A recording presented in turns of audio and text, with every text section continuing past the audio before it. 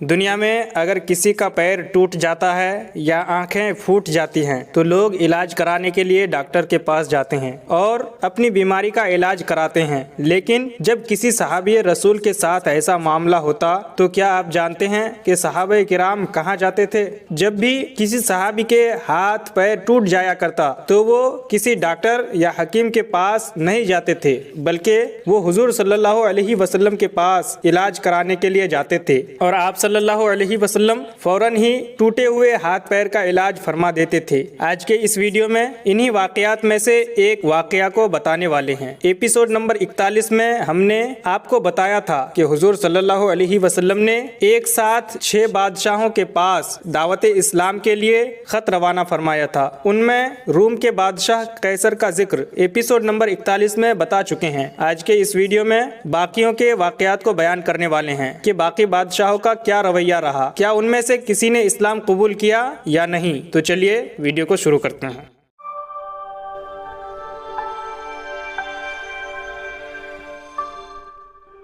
خسرو پرویز کی بد دماغی۔ تقریباً اسی مضمون کے خطوط دوسرے بادشاہوں کے پاس بھی حضور صلی اللہ علیہ وسلم نے روانہ فرمایا۔ شہنشاہ ایران خسرو پرویز کے دربار میں جب نامہ مبارک پہنچا تو صرف اتنی سی بات پر اس کے غرور اور گھمنڈ کا پارا اتنا چڑھ گیا کہ اس نے کہا کہ اس خط میں محمد صلی اللہ علیہ وسلم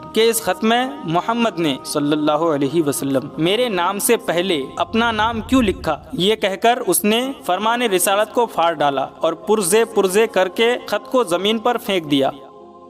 جب حضور صلی اللہ علیہ وسلم کو یہ خبر ملی تو آپ نے فرمایا کہ مزقہ کتابی مزق اللہ ملکہ، یعنی اس نے میرے خط کو ٹکڑے ٹکڑے کر ڈالا، خدا اس کی سلطنت کو ٹکڑے ٹکڑے کر دے۔ چنانچہ اس کے بعد ہی خسرو پرویز کو اس کے بیٹے شیروے نے رات میں سوتے ہوئے اس کا شکم پھاڑ کر اس کو قتل کر دیا اور اس کی بادشاہی ٹکڑے ٹکڑے ہو گئی، یہاں تک کہ حضرت امیر المومنین عمر فاروق اعظم رضی اللہ عنہ کے دور خلافت میں یہ حکومت صفحہ ہستی سے مٹ گئی۔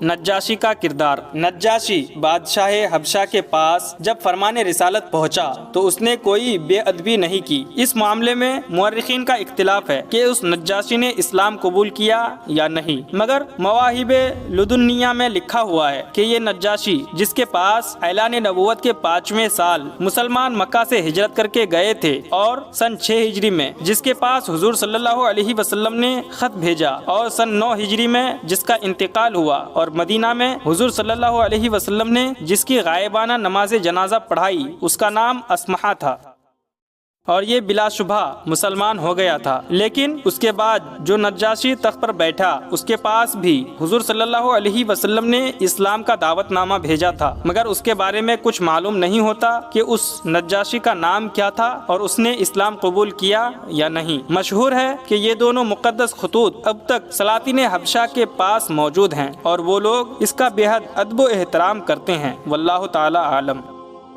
شاہ مصر کا برتاؤ۔ حضرت حاتب بن ابی بلتعہ رضی اللہ عنہ کو حضور صلی اللہ علیہ وسلم نے مقوقس مصر و اسکندریہ کے بادشاہ کے پاس قاصد بنا کر بھیجا۔ یہ نہایت ہی اخلاق کے ساتھ قاصد سے ملا اور فرمان نبوت کو بہت ہی تعظیم و تکریم کے ساتھ پڑھا، مگر مسلمان نہیں ہوا۔ ہاں، حضور صلی اللہ علیہ وسلم کی خدمت میں چند چیزوں کا تحفہ بھیجا۔ 2 لونڈیاں، ایک حضرت ماریہ قبطیہ تھی جو حضور صلی اللہ علیہ وسلم کے حرم میں داخل ہوئی اور انہی کے شکم مبارک سے حضور صلی اللہ علیہ وسلم کے فرزند حضرت ابراہیم رضی اللہ عنہ پیدا ہوئے۔ دوسری حضرت سیرین تھی جن کو آپ نے حضرت حسان بن ثابت رضی اللہ عنہ کو عطا فرما دیا۔ ان کے بطن سے حضرت حسان رضی اللہ عنہ کے صاحبزادے حضرت عبد الرحمن پیدا ہوئے۔ ان دونوں لونڈیوں کے علاوہ ایک سفید گدھا جس کا نام یعفور تھا اور ایک سفید خچر جو دلدل کہلاتا تھا، 1000 مسقال سونا، ایک غلام، کچھ شہد، کچھ کپڑے بھی تھے۔ بادشاہ یمامہ کا جواب۔ حضرت سلیط رضی اللہ عنہ جب ہوازہ بادشاہ یمامہ کے پاس خط لے کر پہنچے تو اس نے بھی قاصد کا احترام کیا، لیکن اسلام قبول نہیں کیا اور جواب میں لکھا کہ آپ جو باتیں کہتے ہیں وہ نہایت اچھی ہے، اگر آپ اپنی حکومت میں سے کچھ مجھے بھی حصہ دیں تو میں آپ کی پیروی کروں گا۔ حضور صلی اللہ علیہ وسلم نے اس کا خط پڑھ کر فرمایا کہ اسلام ملک گیری کی ہوس کے لیے نہیں آیا ہے، اگر زمین کا ایک ٹکڑا بھی ہو تو میں نہ دوں گا۔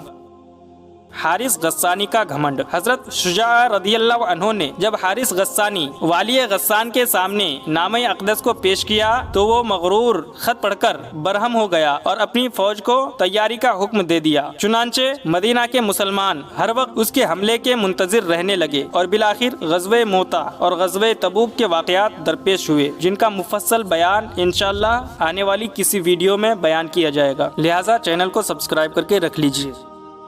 حضور صلی اللہ علیہ وسلم نے ان بادشاہوں کے علاوہ اور بھی بہت سے سلاطین اور امراء کو دعوت اسلام کے خطوط تحریر فرمائے، جن میں کچھ نے اسلام قبول کرنے سے انکار کر دیا اور کچھ خوش نصیبوں نے اسلام قبول کر کے حضور اقدس صلی اللہ علیہ وسلم کی خدمت اقدس میں نیاز مندیوں سے بھرے ہوئے خطوط بھی بھیجے۔ مثلا یمن کے شاہان حمیر میں سے جن جن بادشاہوں نے مسلمان ہو کر بارگاہ نبوت میں عرضیاں بھیجی جو غزوہ تبوک سے واپسی پر آپ کی خدمت میں پہنچی، ان بادشاہوں کے نام یہ ہیں: نمبر 1 حارث بن عبد کلال، نمبر 2 نعیم بن عبد کلال، نمبر 3 نعمان حاکم، ذور عین و معافر و حمدان، نمبر 4 زرعہ۔ یہ سب یمن کے بادشاہ ہیں۔ ان کے علاوہ فروا بن عمرو جو کہ سلطنت روم کی جانب سے گورنر تھا، اپنے اسلام لانے کی خبر قاصد کے ذریعے بارگاہ رسالت میں بھیجی۔ اس طرح بازان جو بادشاہ ایران کسرا کی طرف سے صوبہ یمن کا صوبے دار تھا، اپنے 2 بیٹوں کے ساتھ مسلمان ہو گیا اور ایک عرضی تحریر کر کے حضور صلی اللہ علیہ وسلم کو اپنے اسلام کی خبر دی۔ ان سب کا مفصل تذکرہ سیرت ابن ہشام و زرقانی و مدارج النبوت وغیرہ میں موجود ہے۔ انشاءاللہ ان سب کا مفصل تذکرہ کسی ویڈیو میں بیان کیا جائے گا۔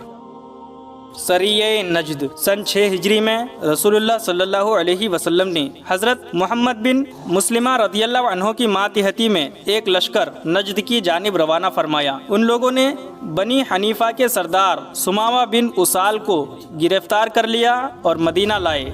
جب لوگوں نے ان کو بارگاہ رسالت میں پیش کیا تو آپ نے حکم دیا کہ اس کو مسجد نبوی کے ایک ستون میں باندھ دیا جائے۔ چنانچہ یہ ستون میں باندھ دیے گئے۔ پھر حضور صلی اللہ علیہ وسلم اس کے پاس تشریف لے گئے اور دریافت فرمایا کہ اے سمامہ، تمہارا کیا حال ہے اور تم اپنے بارے میں کیا گمان رکھتے ہو؟ سمامہ نے جواب دیا کہ اے محمد صلی اللہ علیہ وسلم، میرا حال اور خیال تو اچھا ہی ہے۔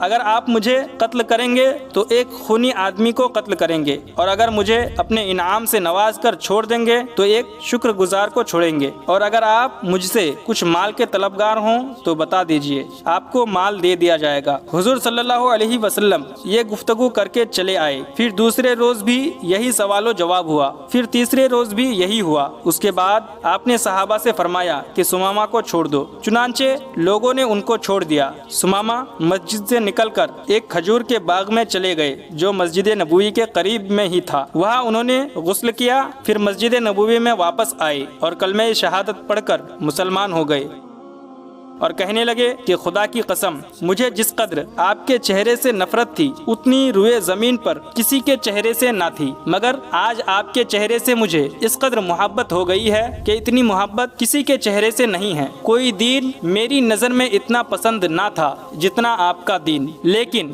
آج کوئی دین میری نظر میں اتنا محبوب نہیں ہے جتنا آپ کا دین۔ کوئی شہر میری نگاہ میں اتنا برا نہ تھا جتنا آپ کا شہر، اور اب میرا یہ حال ہو گیا ہے کہ آپ کے شہر سے زیادہ مجھے کوئی شہر محبوب نہیں رہا۔ یا رسول اللہ صلی اللہ علیہ وسلم، میں عمرہ ادا کرنے کے ارادے سے مکہ جا رہا تھا کہ آپ کے لشکر نے مجھے گرفتار کر لیا۔ اب آپ میرے بارے میں کیا حکم دیتے ہیں؟ حضور صلی اللہ علیہ وسلم نے ان کو دنیا و آخرت کی بھلائیوں کا مژدہ سنایا اور پھر حکم دیا کہ تم مکہ جا کر عمرہ ادا کر لو۔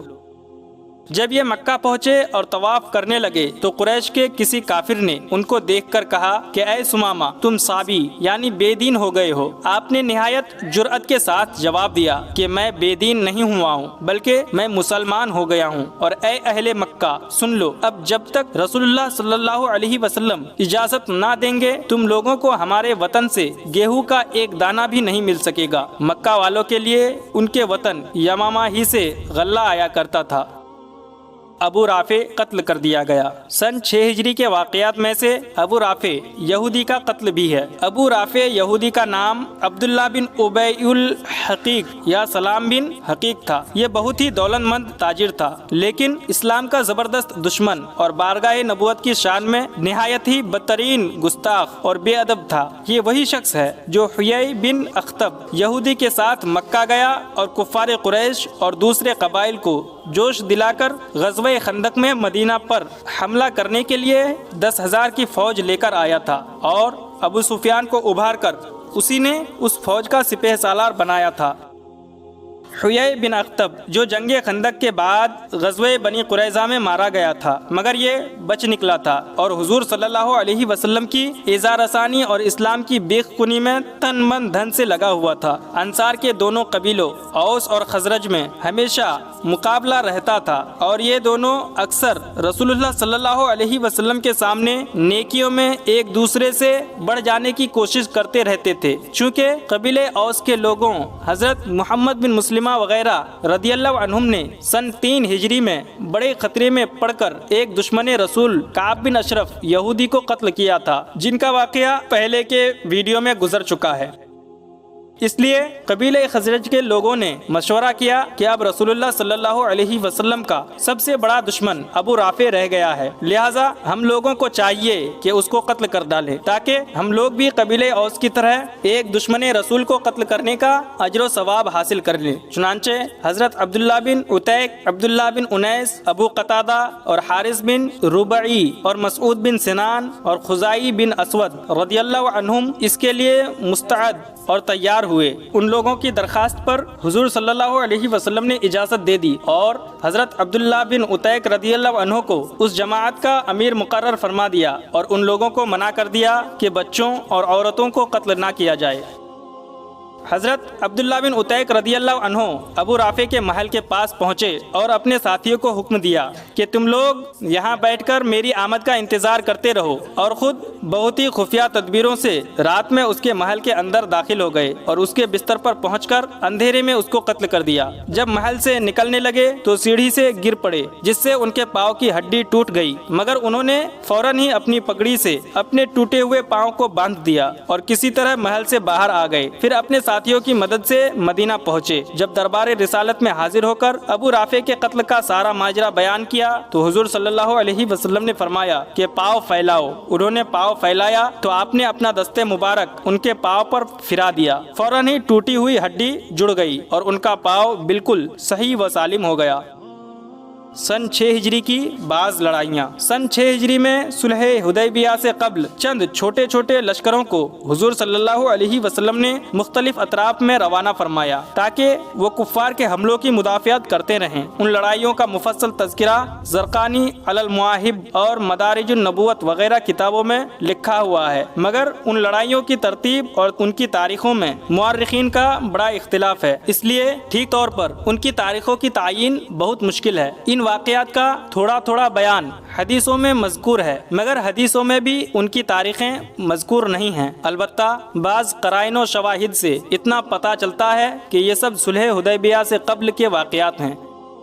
ان لڑائیوں میں سے چند کے نام یہ ہیں: نمبر 1 سریہ قرطہ، نمبر 2 غزوہ بنی لحیان، نمبر 3 سریۃ الغمر، نمبر 4 سریہ علی بجانب جموم، نمبر 5 سریہ زید بجانب عیس، نمبر 6 سریہ زید وادی القرا، نمبر 7 سریہ علی بجانب بنی سعد، نمبر 8 سریہ زید بجانب ام قرفہ، نمبر 9 سریہ ابن رواحہ، نمبر 10 سریہ ابن مسلمہ، نمبر 11 سریہ زید بجانب طرف، نمبر 12 سریہ اکلو ارینا، نمبر 13 سریہ زمری۔ ان لڑائیوں کے ناموں میں بھی اختلاف ہے۔ ہم یہاں ان لڑائیوں کے مذکورہ بالا نام زرقانی علی المواہب کی فہرست سے نقل کیے ہیں۔